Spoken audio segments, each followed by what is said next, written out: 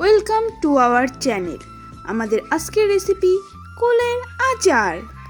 কুলের আচারের জন্য এখানে কুল আমি জলে ভিজে রেখেছি। এই কুলগুলিকে আমি অনেক দিন ধরে রোদে শুকিয়ে রেখেছিলাম। ভিজে রাখার কারণে এটা নরম হয়ে যাবে। তারপর আমি শুকনো খোলায় কয়েকটা শুকনো লঙ্কা আর জিরে ভেজে নিচ্ছি। তারপর এর মধ্যে আমি সানরাইজের ধনে গুঁড়োও ভেজে নেব, শুকনো খোলায় ভেজে নেব। এই যে সানরাইজের ধনে পাউডার, এটাকে আমি শুকনো খোলায় ভেজে নিলাম।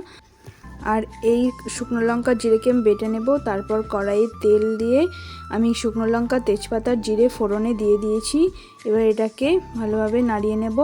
তারপর এর মধ্যে আমি কুলগুলো দিয়ে দিলাম। কুল দিয়ে আমি এর মধ্যে হলুদ আর চিনি দিয়ে দিয়েছি। তারপর আমি স্বাদ মতো নুনও দিয়ে দিলাম।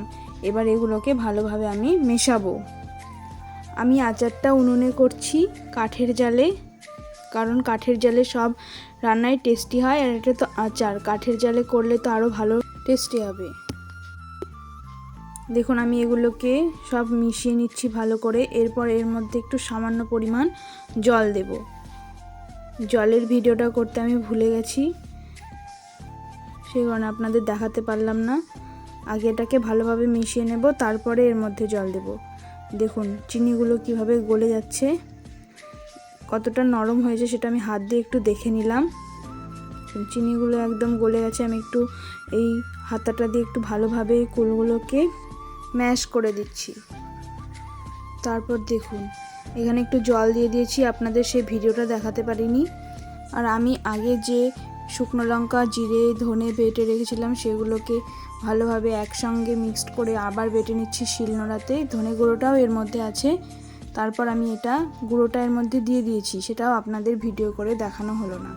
আপনারাও এই টাইমে গুঁড়োটা দিয়ে দেবেন। দেখুন আমি দিয়ে একটু ভালো করে এটাকে কষিয়ে নেব। তারপরে ঠিক এই রকম হয়ে আমি নামিয়ে নিয়েছি। আমার আচার রেডি। দেখুন দেখতেই কি সুন্দর লাগছে, কি লোভনীয় হয়েছে। আমি আচারটাকে অন্য একটি পাত্রে তুলে নিচ্ছি কড়াই থেকে।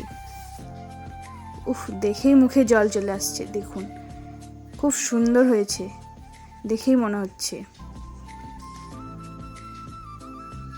দেখেছেন কত সুন্দর হয়েছে দেখতে। ওয়াও, এটাই আমার আচারের ফাইনাল লুক। ধন্যবাদ সবাইকে।